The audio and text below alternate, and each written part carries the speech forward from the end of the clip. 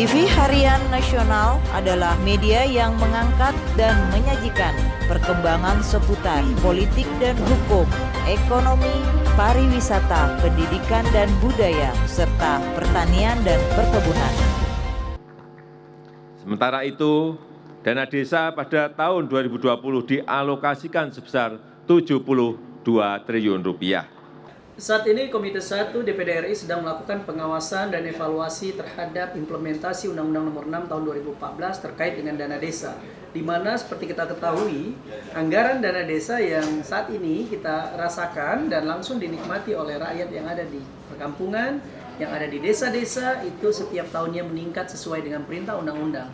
Nah, kita memiliki data dan semua publik juga sudah tahu dari tahun 2015 itu ada anggaran 20 triliun, kemudian meningkat menjadi 47 triliun di tahun 2016, 2017 ada 60 triliun, 2018 ada 60 triliun, hingga di tahun 2019 70 triliun dan tahun 2020 tahun ini itu mencapai 72 triliun. Anggaran yang sangat besar itu bagaimana sebenarnya menghadirkan negara di desa, bagaimana menjadikan desa-desa itu lebih maju, mandiri dan memiliki sebuah pembangunan yang dapat dirasakan langsung oleh masyarakat desa.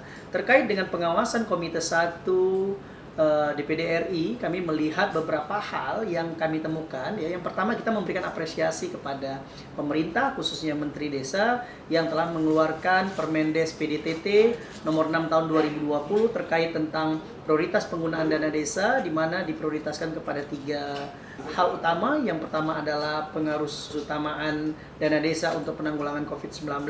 Kemudian yang kedua terkait dengan relawan desa lawan COVID-19. Kemudian yang ketiga adalah bantuan langsung tunai kepada masyarakat desa terdampak. Kami ingin menyampaikan bahwa tidak bisa kita bayangkan ya kalau memang dana desa ini tidak ada.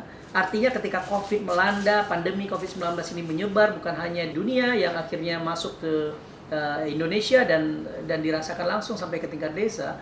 Bayangkan kalau kita tidak memiliki dana desa, tentunya tingkat perkembangan COVID dan juga kondisi masyarakat jauh lebih terpuruk saat ini. Namun karena adanya dana desa yang telah dilakukan oleh pemerintah, ini kita berikan apresiasi sehingga mampu adanya improvisasi, inovasi dan juga kreativitas desa untuk mencoba menanggulangi COVID berbasis desa.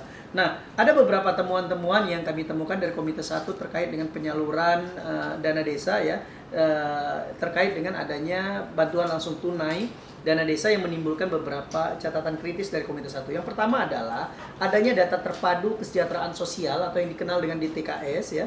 Dari Kemensos itu tidak terupdate. Oleh karena itu kita minta pemerintah untuk segera mengevaluasi ya, mengupdate data-data yang selama ini memang belum maksimal untuk diupdate. Kemudian yang kedua, pendataan non DTKS di desa itu kurang efektif.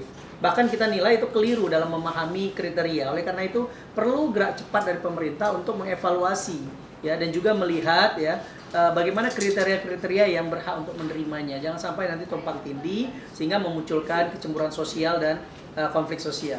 Kemudian juga berdasarkan data reses yang kami terima dari 136 anggota, masih ada ketidaktransparan itu dana yang diberikan ya, cenderung itu kepada pihak-pihak tertentu atau kerabat-kerabat tertentu yang ini sebenarnya tidak baik dan bertentangan dengan aturan yang telah dikeluarkan oleh pemerintah. Oleh karena itu, kita juga meminta kepada pemerintah agar informasi terkait dengan BLT dana desa itu masih kurang. Oleh karena itu perlu disosialisasikan secara maksimal kepada masyarakat dan khususnya masyarakat desa.